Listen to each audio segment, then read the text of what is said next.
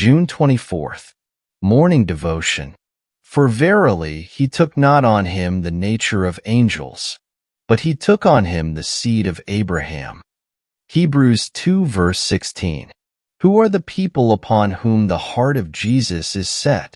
They are not angels, and yet he loves angels, because they are elect and holy.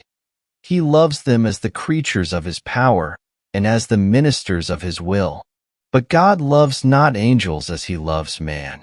The Lord Jesus bears not the same affection towards those unfallen and pure spirits as he does towards a poor sinner hiding in his wounded side, cleansing in his blood, and enfolding himself within the robe of his righteousness. He never took part of the nature of angels, nor wept over angels, nor bled for angels. But all this he did for man. It is his church, then, which is represented as the object of his love, his own people, the donation of his Father, the creatures of his choice, the subjects of his grace, the treasure of his heart. Is it asked wherein has he loved them? Rather might we ask wherein has he not loved them? Look at his assumption of their nature. What a mighty stoop was this, the infinite to the finite. Were it possible for me to save the life of an insect by assuming the form of that insect, I should, by so doing, manifest my great benevolence. But behold the love of our incarnate God. His heart was bent, his whole soul was set upon saving man. But he could save man only by becoming man.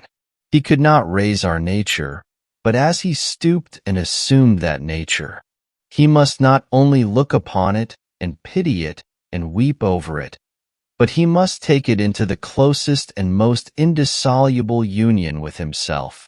Nor was it the mere exchange or blending together of natures so as to form one new nature. It was not the absorption of the infinite into the finite, for he ceased not to be God when he became man. He only veiled, he did not extinguish, the glory of his deity. In this consisted the mightiness of the stoop. I see no humiliation in the Savior's life, but as it springs from this one fact, his condescension in taking up into union with his own divine our human nature. This was the first and greatest step in the path that conducted him to the cross. All the acts of abasement and ignominy which follow were engrafted upon this. And, oh, what humiliation! Look at your nature. Contemplate it in some of its severest forms of degradation, wretchedness, and woe. Are you not often constrained to blush that it is your own? Do you not turn from it at times with loathing and abhorrence, ashamed to confess that you are a man?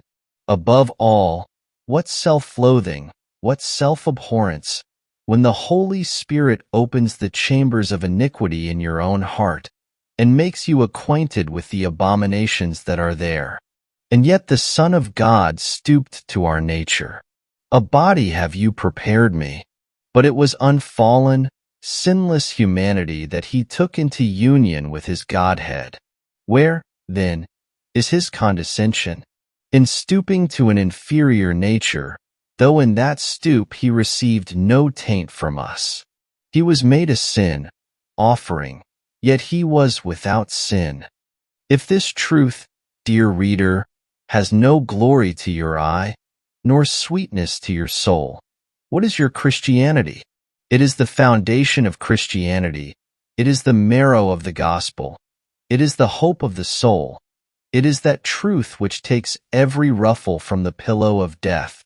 And is not this just the truth we need as a suffering and a tried people?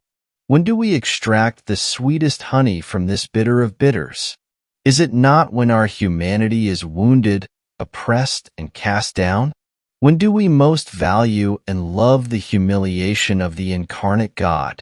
Is it not when by suffering we are driven to it, then to learn the tenderness and the sympathy that are in Christ? O blessed affliction, sweet sorrow, friendly chastisement, that brings my soul into the deeper experience of what God is in my nature.